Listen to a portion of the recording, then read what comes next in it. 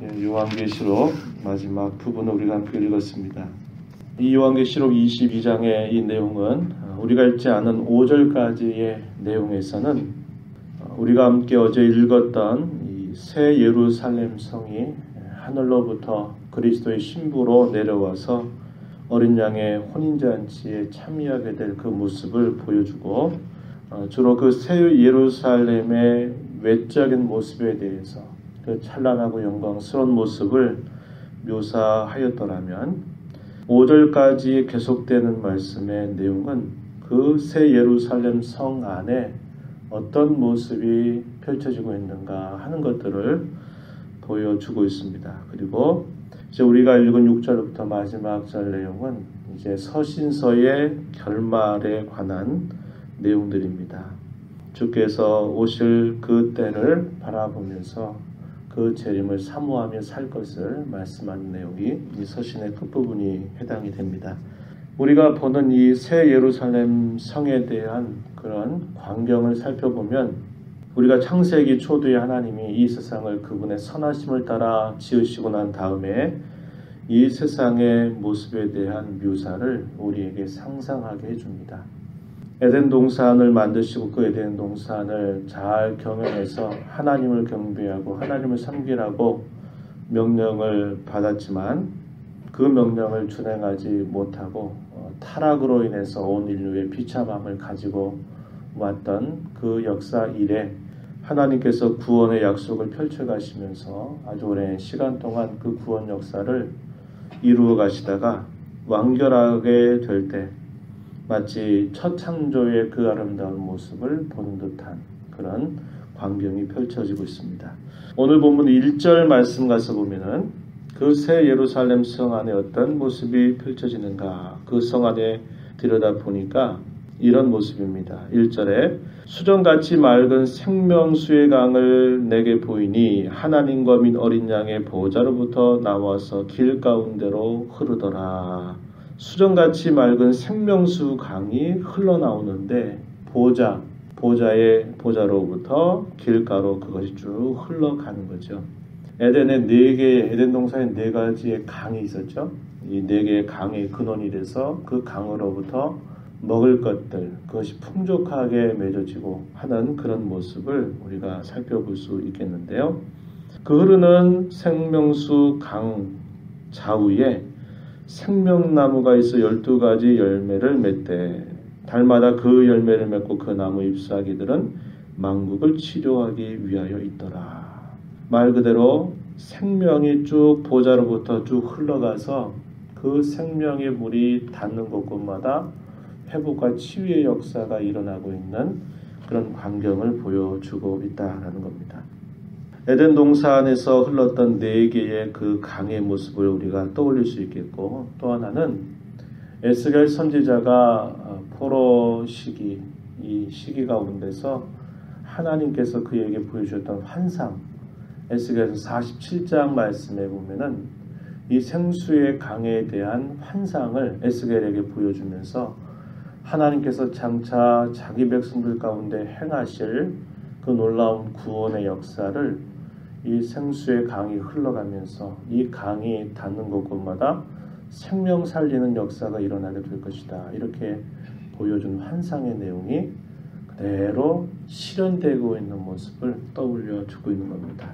죽음의 바다 사해라고 알려져 있는 그곳은 물고기마저 살 수 없는 죽음의 강입니다. 그런데 그 생명수의 강이 성전 틈에서 조그맣게 스며드는 그 물이 계속적으로 흘러가면서 이 사해바다에 닿게 되니까 그 죽음의 강이 생수의 강으로 변해서 거기에 모든 것들이 회복되고 치유되는 그런 광경을 에스겔 선지자에게 보여준 바가 있었는데, 그 말씀의 내용이 이렇게 실현되는 그런 광경을 사도 요한이 보고 있는 것입니다.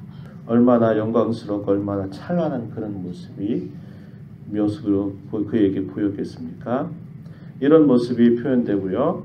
거기에는 다시는 저주가 없고 밤이 없게 된다라는 음성을 들려주시는 겁니다.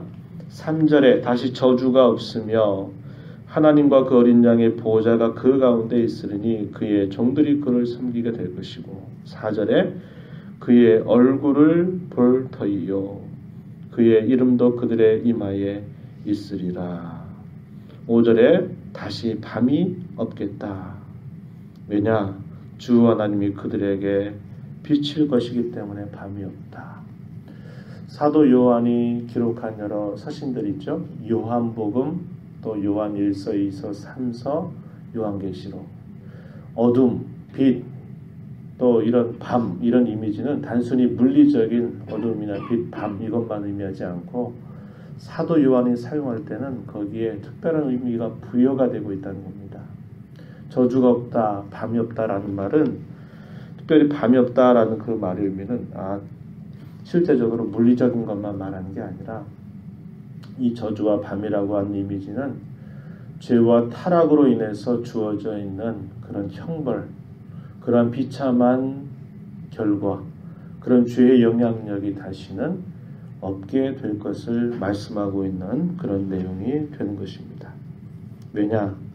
보좌가 그들 가운데 있기 때문이고 또 하나님께서 친히 그들을 비칠 것이기 때문에 그러하다. 이렇게 말씀하여 주십니다. 그때에는 그의 얼굴을 볼 것이라고 이야기합니다. 하나님을 배웁는다. 이것은 피조물로서 가장 큰 영광입니다. 아담과 하와가 에덴 동산에서 하나님 언제나 배웠고 살았습니다. 그러나 하나님께 죄를 짓고 난 다음에는 여호와의 낯을 피하기 시작했고 또 여호와의 얼굴을 함부로 대면할 수가 없었습니다. 그런 죄로 인한 타락의 모습이 이제는 완전히 회복이 돼서 하나님의 얼굴을 배웁는다 이렇게 표현합니다. 바울 사도가 고린도 교회에 보낸 편지 가운데서 우리가 지금은 마치 구릿빛 같은 그런 거울로 희미하게 보게 될 것이지만 그때는 밝게 보게 될 것이다 라고 말씀했던 것 같이 그때 하나님을 배우는 그런 놀라운 일이 펼쳐지게 될 것을 보여주고 있다는 겁니다. 그뿐만 아니라 5절 끝에 보니까 뭐라고 말하냐면 그들이 세세토록 왕노릇하리로다 이렇게 표현했습니다.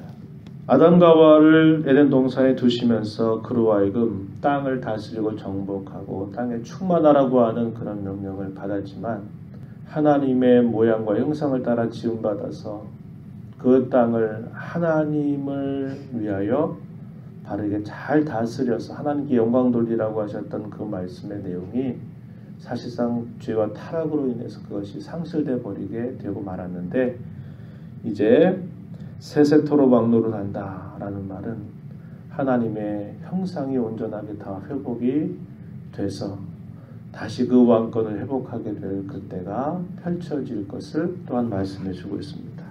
그래서 첫 창조의 모습, 타락 이전의 첫 창조의 모습을 이제 요한계시록 마지막 장에서 그 모든 것이 완전하게 회복될 것을 말해주는 그런 모습들이 1절부터 5절에서 잘 묘사가 되고 있고 우리가 읽은 이제 6절 이하에서는 이 말씀은 신실하고 참되다 6절에서 그렇게 말씀해 주십니다. 반드시 속히 되어질 일이다 이렇게 말씀하시고 이 말씀을 지키는 자가 참으로 복되다 이런 말씀을 더해 주십니다. 7절에 보라 내가 속히 오리니 이 두루마리의 예언의 말씀을 지키는 자는 복이 있으리라 이런 말씀을 하시고요.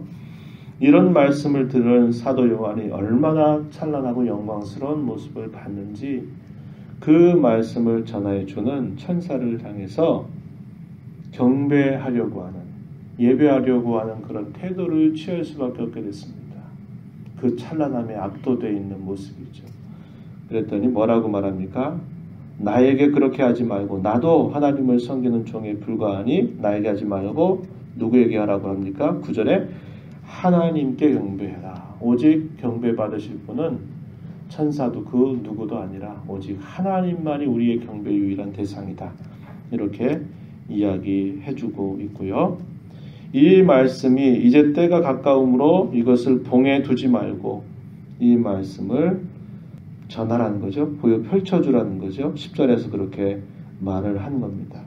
그럼에도 불구하고 사람들은 똑같이 자기의 길을 따라 살 것인데 두 종류로 살아갈 것이라고 이야기합니다. 11절 보세요.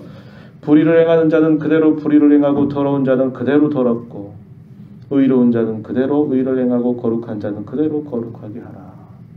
이렇게 아무리 말씀을 하고 경고를 하고 이런 찬란한 약속을 주어도 여전히 죄 가운데 사는 사람은 여전히 그 자기 죄를 따라 그대로 살아간다 하는 겁니다. 그러나 이 말씀을 듣는 모든 성도들, 박해 가운데 있든 어떤 삶과 어떤 형편 속에 있는 자들이든지 어떻게 하라고요? 의롭고 거룩하게 살아가라고 이렇게 가르쳐 주고 있습니다. 그러면서 12절에 보라 내가 속히 오리니 내가 줄 상이 내게 있어 각 사람에게 그가 행한 대로 갚아주리라. 그리스도께서 우리에게 줄 상을 가지고 오시겠다는 겁니다. 각자 행한 대로 갚아줄 것이라는 거예요. 불의를 행하고 악을 행하는 자들에게는 그의 죄의들을 따라서 하나님이 심판하실 것이고 하나님의 말씀을 신실하게 지키고 믿음의 선한 싸움을 싸워가는 자들에게는 그에 합당한 보응을 하나님께서 상으로 주실 것이다. 이렇게 말씀하고 있는 것입니다. 그러면서 그러한 주의 말씀에 대한 합당한 반응이 뭐냐? 아멘 주 예수여 어서 오시옵소서 이렇게 합당한 자세를 보이고 살라는 겁니다. 마라나타라는 신앙이죠. 예, 주님 어서 속히 오시옵소서. 주의 오심을 기다리며 주께서 하신 말씀 따라 제가 힘써 살겠습니다. 주님 어서 오십시오. 이런 반응과 이런 자세를 가지고 삶을 살아갈 것을 우리에게 가르쳐 주고 있습니다.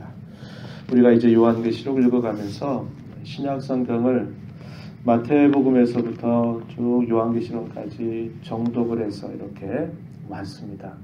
히브리서를 뺐어요. 히브리서는 이제 나중에 읽게 될 것인데 히브리서는 수요일날 조금씩 그 말씀을 연속적으로 강의해 왔습니다. 그래서 히브리서를 읽으면 신약 성경을 차곡차곡 새벽 시간에 한 장씩 정독해서 쭉 읽어온 일들이 맞춰지게 되는 것입니다. 말씀이 늘 여러분의 삶 속에 또 여러분의 마음 속에 충만해서 그 말씀의 인도함을 따라 삶으로 주께서 오실 날들을 언제나 소망 중에 바라보며 믿음으로 살아가는 저와 여러분 모두가 되기를 바라고 저와 여러분이 지금 사는 우리의 삶이 초라하고 볼품없는 것처럼 보여도 우리에게 허락하시길 찬란하고 영광스러운 때를 바라보면서 그때가 우리의 진정한 모습이 드러나는 줄 알고 오늘 믿음에 따라서 살아가는 우리 모두가 되기를 진심으로 축복합니다. 하나님 아버지 감사합니다. 이 새벽 시간에도 저희들을 주께로 인도하셔서 주의 귀한 말씀을 함께 읽고 그 말씀을 통하여 우리에게 주시는 주님의 약속이었다는 것을 다시 한번 깨우쳐 주심을 감사합니다. 이 약속을 받고 그리스도와 만나 어린 양의 혼인잔치에 참여하게 될 그때를 저희들이 바라보고 생각하면서 신부단장 잘하고 이 땅에 사는 동안 영적인 선한 싸움을 끝까지 싸워가는 저희가 되게 하시고 넘어졌다 하더라도 다시 주의 은혜로 일어서서 또 싸워나가게 하시고 거룩함과 흠이 없는 주의 백성으로 날마다 주 앞에 새로워지는 복된 삶이 되도록 도와주옵소서. 은혜의 보호자 앞에 나와 간구하니 저들의 간구에 귀를 기울여 주시고 기도 가운데 하나님의 음성을 듣는 복된 시간 주의 말씀 순종하는 복된 하루가 되도록 도와주옵소서. 귀하신 예수님의 이름으로 기도하옵나이다. 아멘.